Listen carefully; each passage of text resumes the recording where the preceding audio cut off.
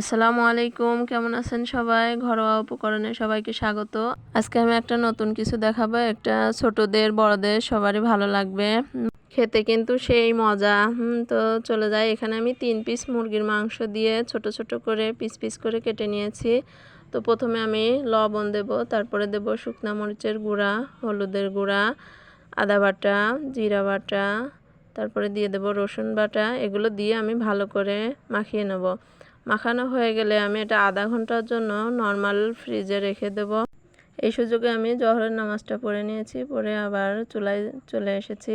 আমি এখানে 1 বাটি মুড়ি নিয়েছি। মুড়িটা আমি শুকনো পাটার উপরে বেটে নেব।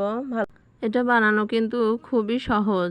ঘরে যদি মাংস থাকে, মুরগির মাংস, আপনি এটা করে নিতে পারবেন 2-3 পিস দিয়েই। তো এই যে ফ্রিজ থেকে আমি এটা বের করেছি, বের করে এই যে দেখতে পাচ্ছেন মশলায় একদম ভালোভাবে এর ভিতরে গেছে।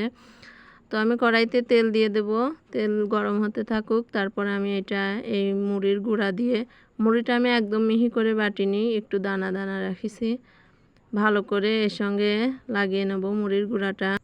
এই গুঁড়াটা যত ভালো করে মোটা করে আপনি লাগিয়ে নেবেন, খেতে ততই মজা লাগবে। তেলটা গরম হয়ে গেছে, তারপর আমি একে একে সবগুলো ছেড়ে দেব। তারপর আমি নাড়াচাড়া করব যাতে সব দিক ভালো করে ভাজা হয়ে যায়। এই যে আমার ভাজা কমপ্লিট, আমি এবার তুলে নেব প্লেটে। দেখতে কিন্তু দারুণ হয়েছে। এবার আমি আপনাদেরকে ভেঙে দেখাই। এই যে দেখুন, ভেতরটা অনেক সুন্দর হয়েছে।